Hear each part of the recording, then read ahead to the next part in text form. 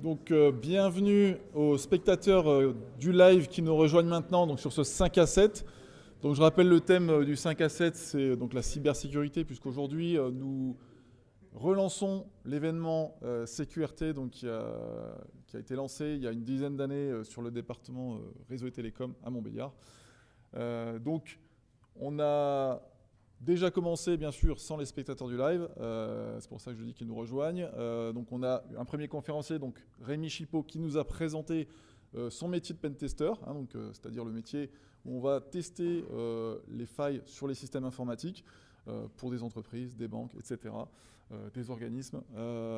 Et il nous a présenté la particularité de son métier actuel, qui est la recherche de malware. Voilà. Donc là, on va commencer sur la suite donc, de la présentation. Je vais laisser juste après un petit temps à David Marquesic, donc directeur de l'IUT de Nord-Franche-Comté, pour nous faire un petit mot d'accueil. Et ensuite, nous enchaînerons donc, sur la présentation des étudiants du BUT 3 Cyber, qui vont nous présenter donc l'historique de l'événement CQRT et qui vont nous présenter le nouveau projet avec donc, toute la méthode qui a été appliquée, les conditions qui ont été les leurs pour le développement de ce projet-là. Et puis ensuite, on aura une intervention donc, de Fabien Hasbrook qui va nous présenter la cybersécurité dans les data centers, puisque Fabien Hasbrook est un des cofondateurs de Trinaps. Voilà. Donc, David, je te laisse quelques mots pour accueillir nos spectateurs du live. Merci. Donc, bonjour à tous. Bonsoir. Alors, bienvenue à l'IUT Nord-Franche-Comté, Université de Franche-Comté. Dans la salle, nous avons des étudiants et des personnels de l'IUT. Je salue les 3 départements du numérique présents dans l'offre de formation donc de l'IUT, à savoir le département informatique, MMI, métier du multimédia et de l'Internet, et enfin réseau et télécom, qui nous accueille ce soir. Le principe qui a été donné aux 10 départements, 10 bachelors, c'est d'aller sur un format 5 à 7. Donc 5 à 7, pour certains, il y a une référence. Pour d'autres, pas forcément. Donc nous, notre référence est celle des 5 à 7 québécois qui sont assez courants. Et donc de 17h à 19h, on passe un moment plutôt détendu, convivial, en mode after work, c'est-à-dire si on est au Québec après le travail. Et donc chaque bachelor choisit son format. Et le format choisi ce soir, il est plutôt original. Et effectivement, comme nous l'a dit Christophe, il est associé au fait de réactiver un challenge qui était bien installé au département réseau télécom et qui renaît ce soir. Et donc, on est sur ce format conférence et ensuite, il y aura un challenge, donc jusqu'à 23h30, je crois, un challenge autour de la capture, qu'il faut capturer un drapeau. Alors, je ne suis pas spécialiste du tout dans le sujet. J'aurai l'occasion de découvrir cela juste après. Donc, merci à vous. On va vite donner la parole donc, aux étudiants qui, justement, vont nous faire un historique et puis on va les applaudir pour les encourager et venir jusqu'à nous.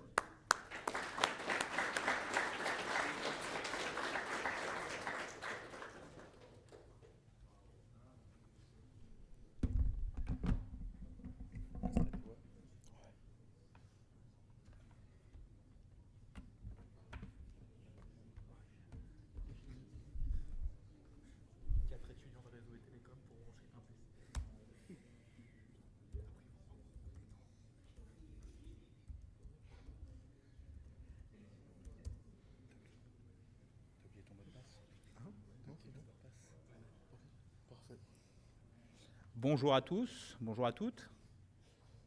Donc aujourd'hui, on va vous parler de CQRT, notamment CQRT Reload, qui est la nouvelle version. Donc on va commencer par vous présenter un petit historique. Hop là. Bravo. C'est son PC. Donc on va commencer par vous présenter les origines de CQRT. Donc CQRT, c'est quelque chose qui a été créé en 2012 par monsieur Paul Rascanière, qui est un ancien étudiant d'ici. Maintenant, il faut savoir que c'est une sommité dans la cybersécurité. Donc il a écrit des livres, il travaille pour une entreprise de CERT au Luxembourg, je crois. C'est vrai? Il a changé? D'accord. Et donc en fait maintenant c'est quelqu'un, on va le dire, qui pèse un peu dans cet univers. Et c'est aussi un ancien étudiant d'ici. D'ailleurs, il y a une petite anecdote par rapport à ça, c'est qu'il avait présenté une initiation en fait, un mini CTF en fait à Monsieur Spiès apparemment, qui lui aurait répondu que pour ça, il fallait au moins 5 ou 6 machines, des serveurs, des routeurs et des switches. Et ce à quoi Paul aurait répondu, ça tombe bien, j'ai tout ça dans ma chambre étudiante. Donc c'est pour vous dire le niveau de la personne, quoi. Et donc c'est quelque chose qui a été pensé. Et en 2013, ça a été le premier justement CQRT qui a eu lieu. Il faut savoir que CQRT, on vous a beaucoup parlé du capturer le drapeau. Mais il faut savoir que c'est aussi plus que ça. Il y a aussi des conférences. Pendant un temps, il y avait des escape games. C'est quelque chose qui durait une journée complète. Et il y avait des invités, notamment un groupe qui s'appelait Hackgiver. Et malheureusement, ceux en ligne n'ont pas pu le voir, mais vous qui êtes ici, dont monsieur Rémi Chipot faisait partie, qui a été invité donc là la première année. Et je ne sais pas pourquoi il est resté, il est revenu, et en fait chaque année ils ont recommencé l'événement justement CQRT. Au bout d'un moment, Paul a continué sa carrière pour écrire ses livres et continuer tout ça. Et par contre, monsieur Chipot est resté pour continuer chaque année à faire cet événement. On a d'ailleurs une petite vidéo qu'on va vous présenter de justement l'événement CQRT de 2017. Vidéo très amusante, mais qui montre bien le contexte. Est-ce qu'on a du son? Je ne sais pas si on a du son. Non, pas de son. Il n'y a pas de son? C'est pas grave, c'est plus authentique.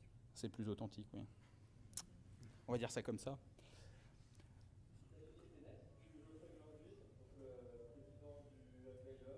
Champion.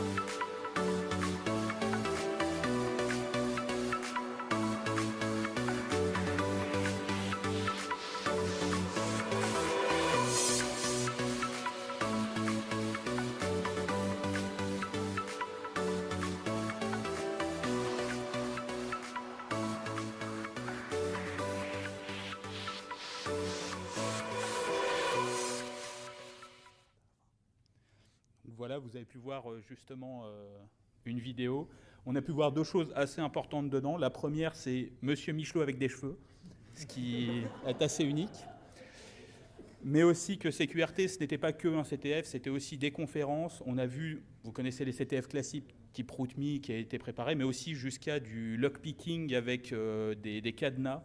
Donc c'était quelque chose d'assez énorme. Pour la suite, je vais laisser la place à Léo à ma place. Parfait, donc je vais poursuivre sur ce que a dit. Ok. F5. Ouais, c'est sûr. Excusez-moi. Le stress de la présentation, désolé. Donc, comme vous a expliqué Alexandre, CQRT, ça fait un petit moment que ça existe et ça a fait pas mal de choses. Donc, il faut savoir que ça a existé avant le Covid-19. Et ça a continué pendant le Covid-19. Malheureusement, ça a subi une disparition post-Covid-19, puisque en fait, CQRT a toujours été fondé sur un principe de mentorat, c'est-à-dire que c'était historiquement les troisièmes années qui allaient en fait prendre sous leurs ailes une première année et les guider. Ah oui, excusez-moi, c'est la réforme. Donc avant c'était 2 ans, donc c'était un DUT, donc c'était les 2e années, maintenant c'est les 3e années, c'est pour ça, qui nous vont prendre sous leur aile en première année, l'aider à mener des projets, etc. Et donc une fois que le première année a évolué, eh bien c'est le cycle qui continue, sauf que le Covid est arrivé et a chamboulé pas mal de plans. Donc on est là pour ça, c'est-à-dire relancer CQRT. Donc CQRT avant le Covid et même pendant le Covid, qu'est-ce que c'était? C'était donc des tutos. Alors les tutos, vous pouvez penser ça, vous pouvez trouver ça un peu futile, mais un tuto pour quelqu'un qui ne sait pas du tout utiliser une machine ou un ordinateur, ça peut être vital pour lui s'il a besoin d'effectuer une opération. Et autrement aussi, ça sert à de la vulgarisation. Alors j'y reviendrai après, puisque les articles, comme vous pouvez le voir à droite de la présentation, sont aussi vulgarisés. Les articles sont thématiques, donc là ça porte sur l'intelligence artificielle par exemple. Un article, c'est à double bonus, c'est-à-dire qu'en fait, vous allez le vulgariser, vous allez permettre à quelqu'un de comprendre quelque chose qu'il ne connaissait pas ou qu'il n'aurait jamais entendu parler. Donc déjà là, il y a de l'enseignement. Mais le deuxième bonus, c'est surtout que vous allez pouvoir vérifier que vous avez compris, voire même apprendre plus de choses en expliquant que vous n'avez pas forcément compris de cette manière-là. Donc en fait, tout le monde est gagnant à faire de la vulgarisation, et CQRT, c'est avant tout de la vulgarisation. Donc comme l'a dit Alexandre juste avant, c'était aussi donc, des CTF, des escape games aussi. Alors ça, j'ai jamais eu la chance d'en voir.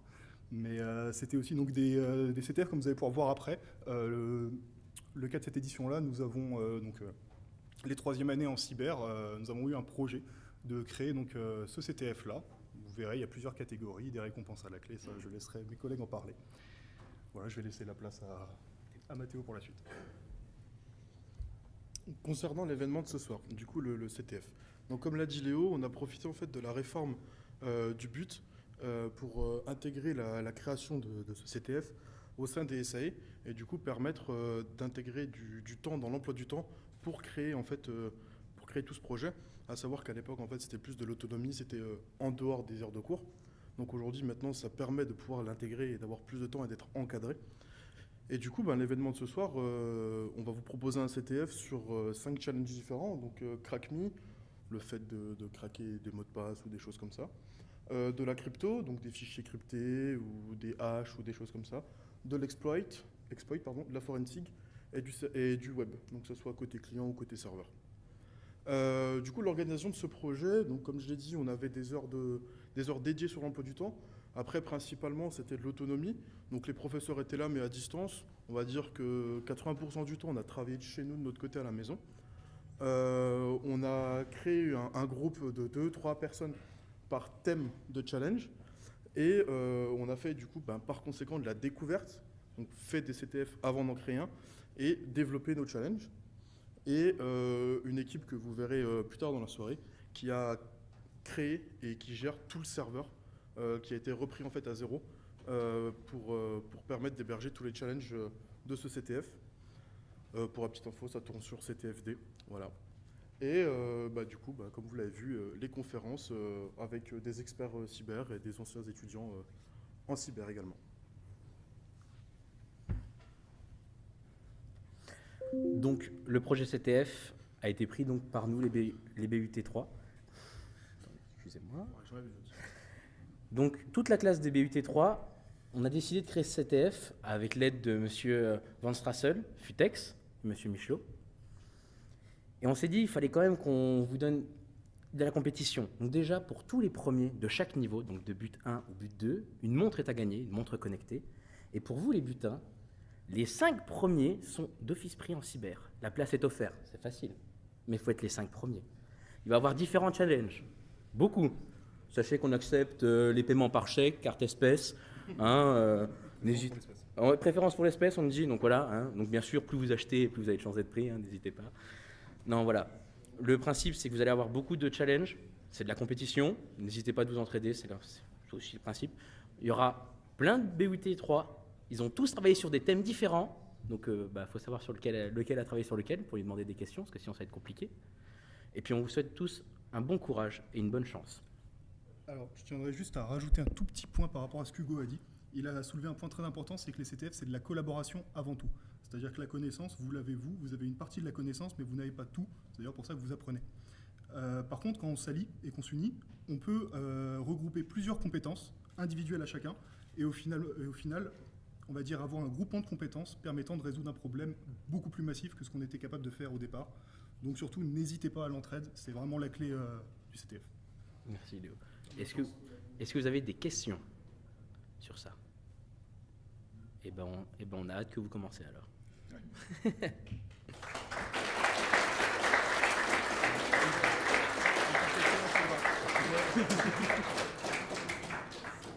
On se tape.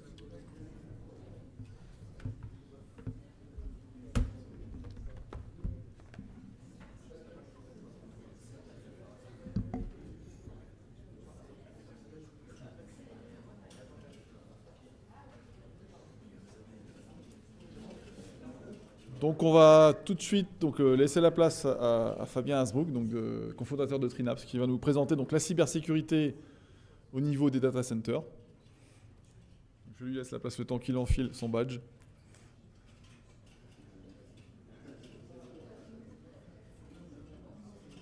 Voilà.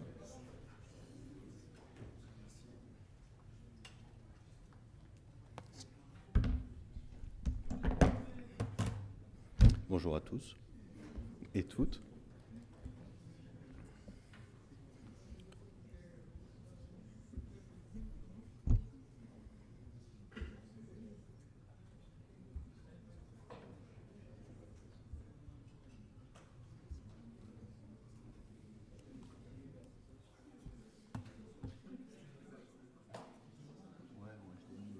Le temps que je sorte mon...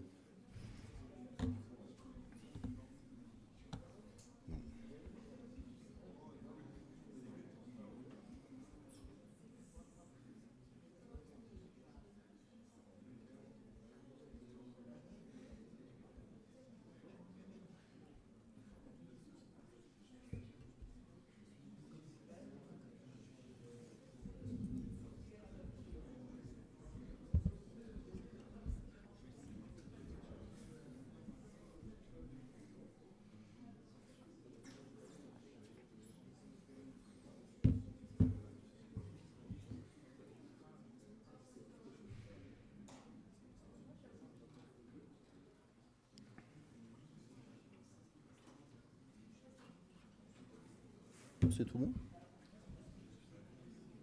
Ok. J'ai mis un minuteur à 15 minutes pour laisser la place aux questions après.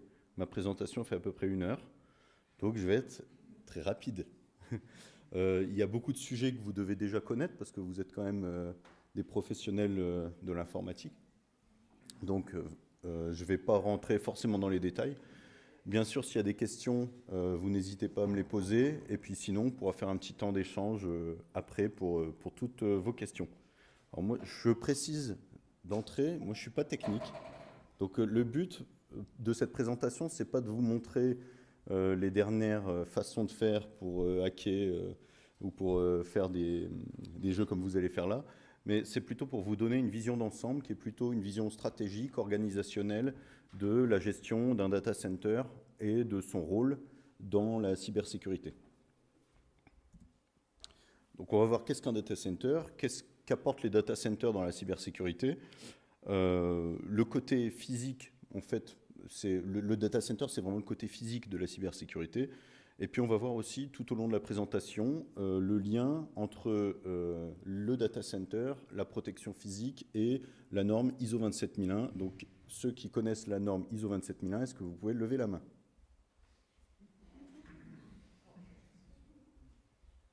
La norme ISO 27001, c'est la norme de référence en sécurité des systèmes d'information. Donc en tant que professionnel, je vous invite à la lire. C'est très long, c'est rébarbatif, mais c'est très instructif. Mais je vais vous faire un petit résumé. Un data center, donc le contexte déjà, vous savez que les responsabilités en informatique sont de plus en plus lourdes à porter pour un DSI, donc un directeur des systèmes d'information, un responsable informatique, mais pas que.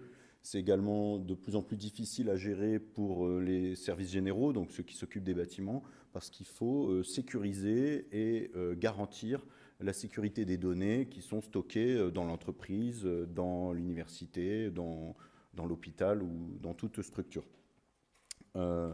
Et bien sûr, c'est le rôle aussi des dirigeants de s'approprier ce sujet de cybersécurité parce qu'il est fondamental, il est stratégique et il touche à l'humain. Donc ce n'est pas un boulot de technicien d'ingénieur, en tout cas de quelqu'un qui est spécialisé dans le domaine. C'est le boulot de tout le monde. Et donc, sécuriser l'environnement du système d'information, ça passe par 4 éléments fondamentaux que je déroulerai aussi dans la présentation. Disponibilité, intégrité, confidentialité et traçabilité des données. C'est vraiment les 4 fondamentaux. Et ça, c'est le rôle notamment des data centers. Donc là, j'ai mis une petite photo de notre data center. Donc le premier cube. Qu'est-ce que c'est un data center? Donc c'est un centre de stockage et de traitement. On ne fait pas que du stockage, hein. Il y a aussi des logiciels qui tournent, plein de choses. Un site qui est protégé avec du contrôle d'accès et d'autres choses.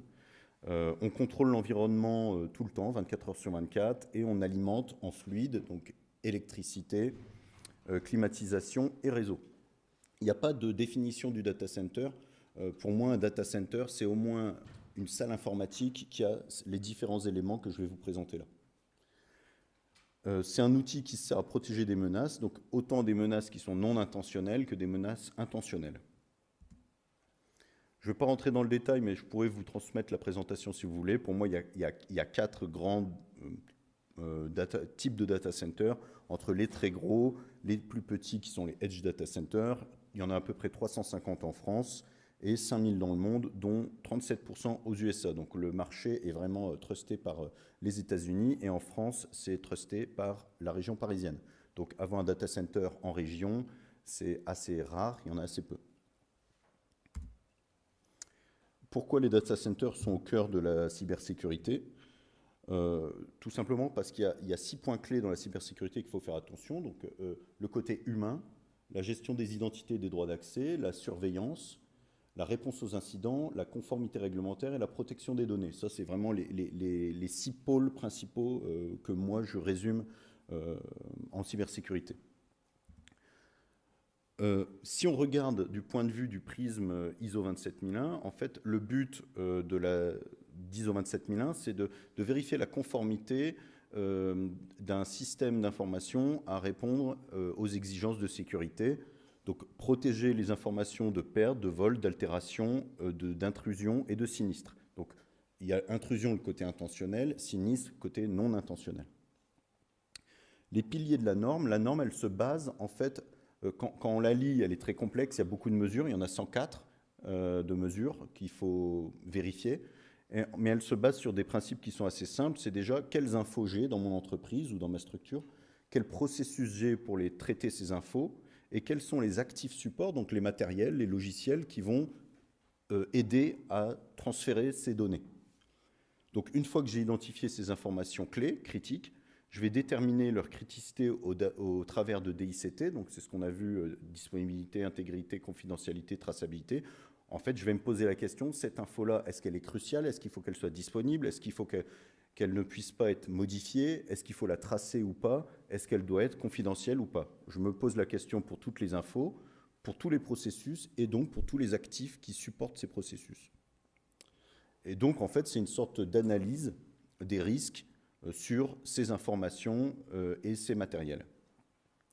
Le but du métier de data center, c'est de minimiser ces risques-là, en collaboration avec le client. Premier point, agir sur l'humain, il faut sensibiliser, et donc c'est ce qu'on est en train de faire là, donc prendre conscience des risques, les évaluer. Donc nous, on fait pas mal de sensibilisation dans le data center, et donc ça répond à plusieurs points qui sont décrits dans la norme. Deuxième point, c'est gérer les identités et les accès. Donc sur la partie physique, dans le data center, on va avoir des contrôles d'accès, par exemple badge plus biométrie, etc. Le côté logique, dans le data center, c'est le client qui va le gérer. C'est nous, on lui protège l'accès physique jusqu'à sa baie. Après, lui, il a son code, il ouvre sa baie, et ce qu'il y a dedans, tous les matériels, les accès aux applicatifs, c'est lui qui gère. Nous, on n'est pas responsable de cette partie-là. Ensuite, on va faire une surveillance continue de tout l'environnement qui est, encore une fois, autant logique que physique. Donc, le monitoring, c'est un peu notre métier en data center. Donc, on va mesurer, détecter avec des sondes, des compteurs, des seuils, des alarmes ensuite, alerter avec des alarmes, sonores, visuels, etc., des procédures. On va faire des diagnostics avec caméra, enlever de doute, c'est-à-dire qu'on va sur place et on va regarder un petit peu ce qui se passe dans le data center. Et on va tracer tout ça dans des journaux de log et faire de la documentation pour avoir une traçabilité. On mesure énormément de choses, des températures, des consommations énergétiques, de fuites, des intrusions, des démarrages, des arrêts, etc. Le quatrième point, c'est la réponse aux incidents. Donc pour ça, il y a une seule clé pour répondre aux incidents, c'est se préparer. Et il faut préparer le prévisible, mais préparer l'imprévisible. Vous allez me dire, c'est impossible de préparer ce qui n'est pas prévisible. Bah si, en fait, il faut se poser la question, qu'est-ce que j'ai pas pensé? Qu'est-ce qui pourrait arriver qu'on n'a pas pensé? Qu'est-ce qu'on peut mettre en place pour, si on arrive dans une situation qu'on n'avait pas pensé? Donc mettre en place des procédures pour gérer ça. Donc ce qu'on appelle la gestion de crise. Et une solution technique pour protéger, pour préparer, c'est ce qu'on appelle la redondance, c'est-à-dire qu'on va doubler tous les équipements pour être sûr que s'il y en a un qui tombe en panne, l'autre peut prendre le relais.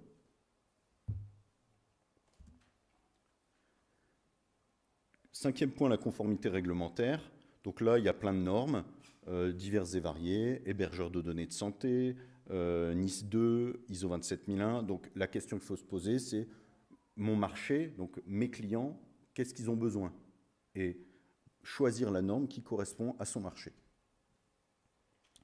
Et un petit point clé, il faut vérifier. Parce que dans le monde du data center, beaucoup de personnes se disent, par exemple, je suis tier 4. Donc il y a des hiérarchies dans les data centers en termes de sécurité. Donc tier 1, 2, 3, 4. Il y en a qui disent, je suis tier 4, mais en fait, ils sont peut-être conformes selon eux au tier 4, mais ils n'ont pas passé la certification qui coûte plus d'une centaine de milliers d'euros. Donc tout le monde ne le fait pas. Donc il faut vérifier quand quelqu'un vous dit je suis certifié ISO 27001 ou tier 4 ou autre chose, eh ben, il faut demander, ok, donnez-moi le papier qui le justifie. Sixième point, la protection des données. Encore une fois, partie logique et physique. Sur la partie logique, vous connaissez tout ce qui est firewall, antivirus, anti-spam, anti-attaque DDoS. C'est fait par le client ou en partenariat avec des infogérants, donc des sociétés informatiques. Et côté partie physique, eh ben là, on va le gérer du point de vue de DICT, encore une fois. Et je le rappelle, ce n'est pas technique, c'est vraiment stratégique. C'est-à-dire que c'est le business, le métier qui va déterminer les niveaux de criticité. Ce n'est pas à la partie informatique de dire cette donnée, elle est cruciale ou pas. Non, c'est le métier qui le détermine. Et ensuite, les informaticiens, les ingénieurs, les techniciens, eux, ils vont appliquer ou faire appliquer la protection de ces données selon les critères qui ont été définis par le business. Il faut penser à tout le parcours de la donnée. Donc, quand on protège, quand on analyse le risque, il ne faut pas l'analyser que du point de vue du stockage. Il y a aussi la captation, captage de données. Il y a aussi le transport, les flux. Il y a plein de choses, la visualisation. Donc, il faut penser vraiment à tout le processus, tout le parcours de la donnée et les moyens de faire ce parcours. Pour protéger les données physiquement, donc on va analyser tous les risques sur les points clés qui sont écrits ici. Sécurité des accès, réseau électrique, thermique, bâti et incendie. Alors pour protéger le bâti, eh ben, on va minimiser le nombre d'accès et on va toujours penser, pas en 3D, mais ce qu'on appelle en 4D, parce qu'il peut y avoir une intrusion par les portes, bien sûr, mais il peut y avoir une intrusion par le sous-sol, par le toit, pardon, donc un peu partout, donc il faut vraiment penser le bâtiment intégralement. Nous, par exemple, on a rajouté des couches entre le plafond et le toit, un bac en acier qui permet de protéger, par exemple, s'il y a une intrusion, une chute de tuiles ou ce genre de choses. On réfléchit aussi à la résistance mécanique, donc la solidité du bâtiment. Une baie informatique, c'est entre 1 et 1 tonne 5, donc il faut que le bâtiment il soit prêt à accepter ce tonnage. Et bien sûr, tout ce qui est coupe-feu. On essaie aussi de se cacher, parce que si on dit coucou, on est là, bah, c'est un risque aussi. Peut-être que ça peut créer des envies ou une volonté d'aller visiter le site. Je vous ai mis le lien avec les mesures et l'attendu en termes d'ISO 27001 sur le côté. Protéger du feu, donc on va détecter la fumée. Donc là, en fait, il y a plusieurs technologies pour protéger du feu. Soit on détecte une flamme, soit on détecte une fumée. Quand on détecte une fumée, en fait, on va être un petit peu en amont, donc on va aller plus vite et on va s'arranger pour que le feu ne puisse même pas se déclarer. Donc on baisse le niveau d'oxygène en balançant un gaz, et comme ça, en fait, on n'a même pas de flamme, et on peut éteindre le plus vite possible sans que ce soit perturbant pour les équipements. Parce que si, par exemple, on balançait un brouillard d'eau, comme on a dans les centres commerciaux ou dans certains data centers, le problème, c'est que l'eau et l'électricité, ça ne fait pas bon ménage, alors que quand on balance du gaz, il y a moins de risques. Ensuite, on va analyser les risques sur 3 piliers principaux: la sécurité thermique, le froid, la sécurité électrique et la sécurité réseau. Et il faut que ça tourne 24 heures sur 24. Un des exemples pour la sécurité thermique, c'est qu'on va avoir un groupe froid qui va alimenter en eau froide des colonnes de climatisation qui vont ventiler l'intérieur du data center, enfin du couloir chaud. Donc on a plusieurs colonnes de climatisation. Si on a une qui tombe en panne, l'autre prend le relais. Si on a un groupe froid qui tombe en panne, l'autre prend le relais. Si les deux tombent en panne, on a des ballons d'eau froide à disposition. Si on a un qui est vide, on en a un deuxième. Donc c'est vraiment redondance absolue, ceinture, bretelle, parachute. Deuxième pilier, la sécurité électrique. Donc on est sur une boucle EDF dans notre data center. Donc l'avantage, c'est que si ça coupe d'un côté, ça passe par un autre côté. Mais on a quand même mis plusieurs sécurités.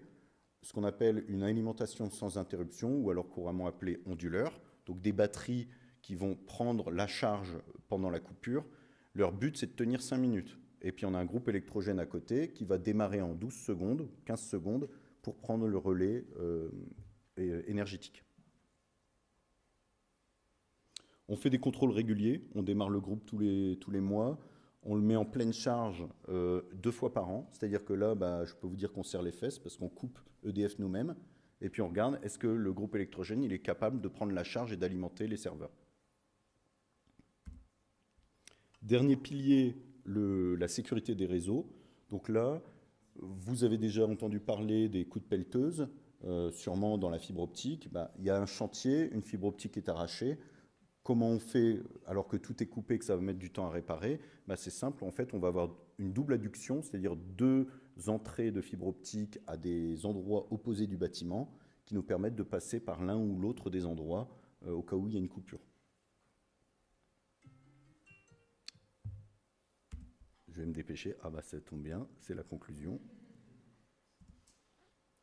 Alors, pour finir, donc, ça a été très rapide. Mais le message que je veux faire passer, c'est que le métier de cybersécurité, c'est pas que coder, c'est pas que configurer du firewall, c'est aussi gérer des aspects physiques, concrets, terrain, et analyser faire une analyse des risques qu'on peut avoir par rapport à des données qui sont étudiées selon DICT.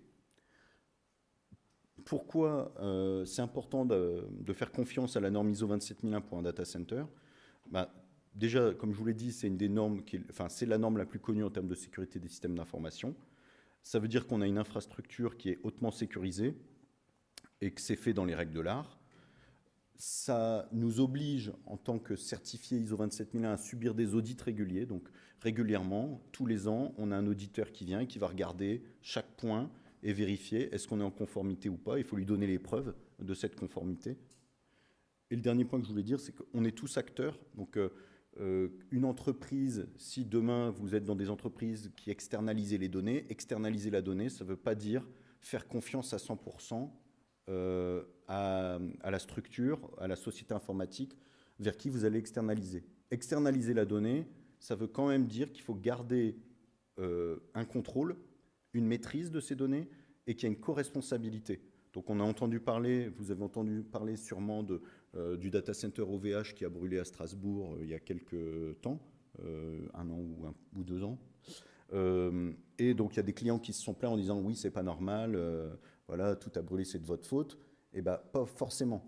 Si OVH avait bien dit aux clients attention, vos données ne sont pas redondées ou sont redondées à 2 endroits qui sont côte à côte, ce qui ne se fait pas, eh ben, le client aurait dû prendre la mesure des choses et se dire ok, comment je peux faire, qu'est-ce que vous pouvez me proposer, est-ce que je vais dans un autre data center, etc.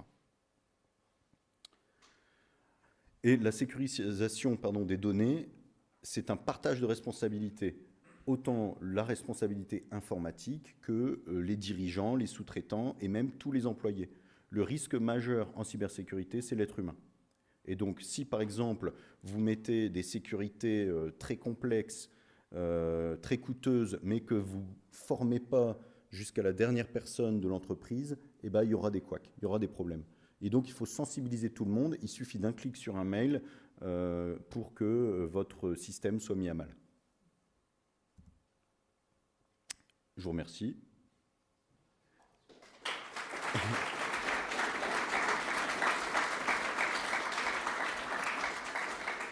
Comme je savais que j'avais très peu de temps et que je vous ai balancé plein d'informations, donc je vous ferai passer la présentation, mais surtout, j'aimerais bien vous inviter à venir visiter le data center. Donc on va organiser ça avec l'IUT pour que vous puissiez voir en vrai comment ça se passe et qu'on puisse un peu rentrer un peu plus dans les détails du data center.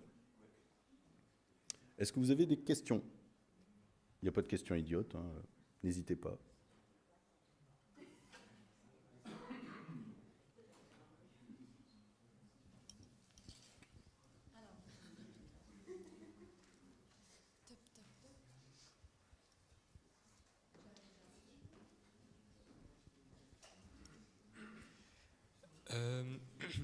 Les 50 RT que vous comptez laisser du coup voir le data center, ça pose pas un risque justement de sécurité? On expose le data center, effectivement. À chaque visite qu'on fait, on expose le data center. Après, dans l'analyse des risques, en fait, on va analyser la criticité, la fréquence, et on va se dire, est-ce que le risque il est très élevé, peu élevé? Et je pense que faire rentrer quelqu'un pour voir les systèmes qu'on a mis en place, tant qu'on ne montre pas comment ils sont gérés, eh ben, il y a peu de risques. Donc oui, effectivement, le mieux, ça serait de fermer et que ce soit vraiment une barrière. Mais en fait, mon point de vue à moi, c'est de dire, je préfère ouvrir le data center et propager la bonne parole, sensibiliser sur les risques, comment on peut faire, plutôt que rester complètement cloisonné et que les infos soient des infos prises sur Internet qui ne sont pas forcément vraies, etc. Mais oui, il y a un risque. Alors, pour éviter ce risque-là aussi, bien sûr, on a des caméras et on sait qui est venu, qui est sorti, qui est rentré, avec des listes, on s'organise aussi dans ce sens-là. Ça a répondu à votre question ou pas? Oui, tout à fait. Merci. Je pense qu'il y a un risque plus élevé à recruter un étudiant qu'à faire une visite accompagnée. Alors, effectivement, il y a un risque à recruter un étudiant. Donc, on est suivi en continu par les services de renseignement généraux. Alors, je ne sais plus l'acronyme parce que ça change tout le temps, qui nous alertent régulièrement sur vous, les étudiants, et qui nous donnent des préconisations, notamment sur tout ce qui est espionnage industriel. Donc, il faut être vigilant aussi sur ces aspects-là. Ouais. Alors, je prends un tout petit coup la parole. Pascal Châtelain, RSSI de l'université. L'acronyme que vous cherchez, c'est DGSI. Et j'ai une question sur l'assurance. Est-ce que vous êtes assuré et combien ça vous coûte si c'est le cas? Alors, c'est une info qui est confidentielle, l'assurance.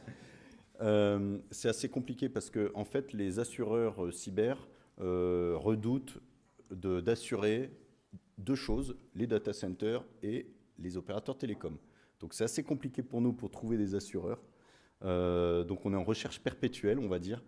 Et par contre, nous, ce qu'on fait, c'est qu'on demande à nos clients d'être assurés. On leur demande une assurance déjà responsabilité civile par rapport aux actions qu'ils peuvent faire dans le data center, parce qu'on est un data center de colocation, c'est-à-dire que plusieurs entreprises peuvent travailler dans le même espace, donc la responsabilité civile, et on les conseille sur assurance cybersécurité. Après, on ne les force pas, ils ne sont pas obligés d'en avoir parce que c'est eux qui gèrent leur propre protection. Christine Bolou-Carvalli, je suis professeure ici, j'enseigne l'expression de communication et notamment le CV, la lettre de motivation. Et j'aimerais savoir pour mes étudiants, est-ce que vous faites des enquêtes de moralité sur des futurs collaborateurs ou même des stagiaires? Et si, qu'est-ce que vous regardez dans un CV qui peut être déterminant ou déclencheur d'envie d'aller plus loin avec un jeune? Alors,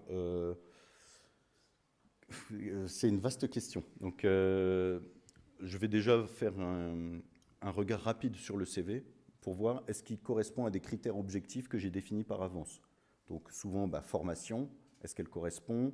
Expérience, est-ce qu'elle correspond? Et puis après, il y a tous les à côté. Moi, je mise beaucoup sur les à côté parce que vous êtes tous de la même école, promotion.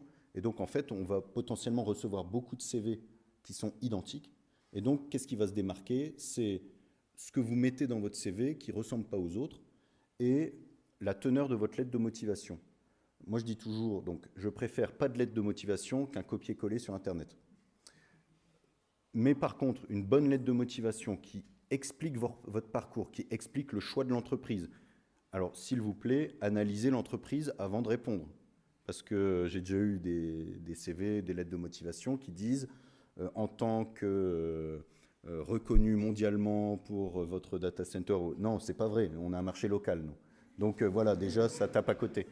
Donc faites attention à ce que vous dites, travaillez vraiment bien vos candidatures. Il vaut mieux candidater sur peu d'entreprises, mais mettre le paquet sur comment vous allez vous présenter et raconter vraiment qui vous êtes, votre parcours.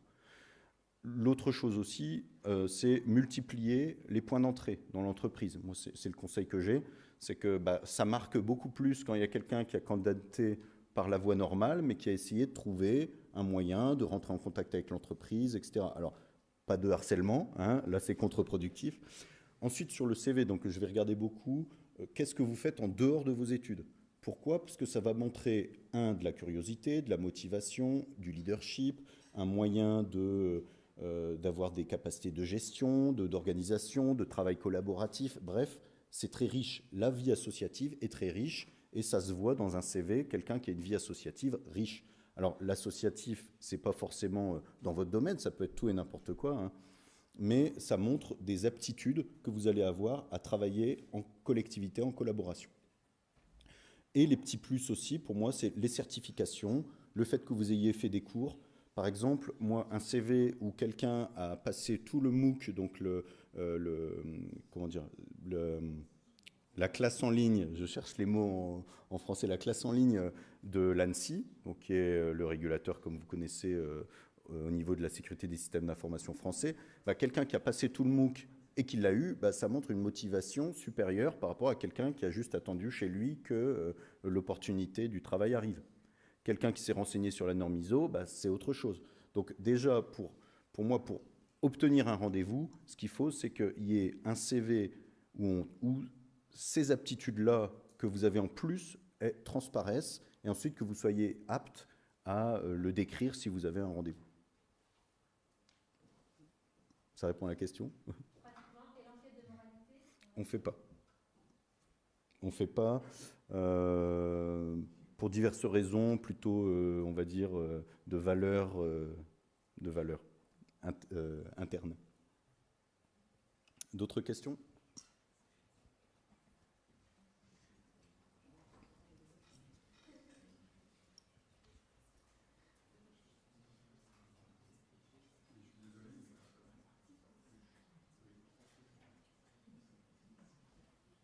Voilà.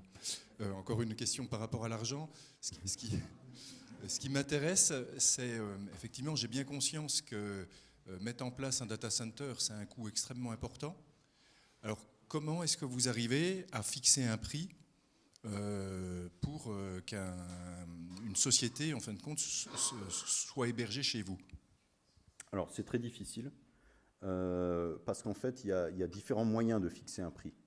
Soit, premièrement, c'est le moyen, on va dire, comptable, c'est-à-dire que je vais prendre tous les coûts que j'ai, je vais les additionner, je vais définir que j'ai besoin d'une marge de X% pour vivre, et ça va être mon prix de vente. Premier cas. Deuxième cas, je vais regarder le marché, je vais voir ce qui se fait, et je vais me dire, est-ce que je veux me positionner au-dessus parce que je suis un peu mieux, ou en dessous parce que je suis un peu moins bien, ou parce que je veux prendre du marché. Pour moi, la bonne solution, c'est un peu des deux. On sait très bien que si on appliquait directement nos coûts à nous, peut-être qu'on ne serait pas dans le marché, parce que nous, on n'a pas des effets de volume que peuvent avoir un Google, ou d'ailleurs, ils vendent leurs produits gratuits. Vous êtes le produit, plutôt. En fait, on va analyser vraiment, nous, nos coûts, et puis définir, est-ce qu'on veut être légèrement en dessous, légèrement au-dessus? Par exemple, quand on a conçu le data center, notre but, c'était d'être légèrement en dessous pour attirer un petit peu et être mieux placé que certains confrères. Mais quand il y a eu les augmentations du tarif de l'électricité l'année dernière, là, on a dû augmenter nos prix de à peu près 5-10%. Donc on fait à peu près comme ça. Pour vous donner un ordre d'idée, un data center de notre taille, donc c'est 100 mètres carrés de salle d'hébergement, à peu près 700 mètres carrés au total. Le coût d'investissement pour un data center de cette taille, c'est à peu près 3 millions d'euros. Nous, on a réussi à le faire beaucoup moins parce qu'on a eu des leviers de négociation et d'autres moyens. Mais en général, c'est à peu près ces eaux-là. Et une baie informatique à la location, donc une baie 42U, ça va être à peu près 1500 euros selon les data centers. Ça peut monter plus si vous avez de la haute densité, donc beaucoup d'énergie nécessaire dans votre baie. Ça peut être plus si vous avez des options, etc.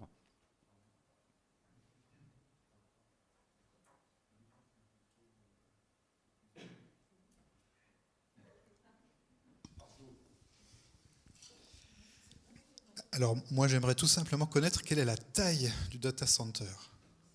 Alors, la taille en mètres carrés, donc... Alors, non pas forcément en mètres carrés, plutôt en stockage de données, pour quelqu'un qui a un peu de mal avec les gigas, les téras, etc. Alors, c'est une question que j'ai souvent, et je réponds toujours pareil, c'est que je ne sais pas. En fait, pour une raison très simple, c'est que nous, en fait, notre data center, c'est un data center de colocation, comme je vous l'ai dit, c'est-à-dire qu'on loue des baies informatiques à plusieurs entreprises, et après, eux, ils font ce qu'ils veulent dans leur baie informatique. Alors, ce qu'ils veulent, non, on a vu, la limite, c'est responsabilité civile, responsabilité RC, la RC, j'ai perdu le mot, bon, l'assurance. Le deuxième point, c'est que tout leur matériel soit aux normes. Et le troisième point, c'est qu'ils respectent le règlement intérieur ou la charte du data center. Donc, ils sont obligés de faire ça. C'est comme quand en fait, c'est comme si vous viviez en colocation. Vous avez chacun un frigo. Vous donnez des règles globales sur l'endroit où sont mis les frigos, la consommation énergétique et tout. Mais dans le frigo, vous mettez ce que vous voulez. Donc, peut-être que j'ai des centaines et des centaines de gigas ou de téras, mais peut-être pas. Pourquoi ? Parce que une baie informatique, elle ne sert pas forcément à faire que du stockage, elle peut aussi servir à faire du réseau. Donc là, je ne vais pas avoir de gigaoctets, mais plutôt des prises fibres. Elle peut servir à faire du cluster de calcul. Donc là, je vais plutôt avoir des GPU ou des CPU, selon les cas. Donc ça dépend des usages, finalement, de chacun de mes clients. Pareil, je ne peux pas dire qui est présent dans le data center, parce que moi, je loue à une personne que je connais, une personne morale que je connais, mais lui, ses propres clients, je ne les connais pas et je n'ai pas à les connaître. Donc peut-être que vous-même, certaines de vos données sont stockées dans le data center de Belfort, parce qu'on a des clients qui gèrent des données de citoyens sur le Nord-Franche-Comté, et donc, potentiellement, vous êtes dedans. Mais je ne peux pas le savoir et je ne veux pas le savoir. Ok. Ben, merci beaucoup. Et puis rendez-vous quand on visitera le data center.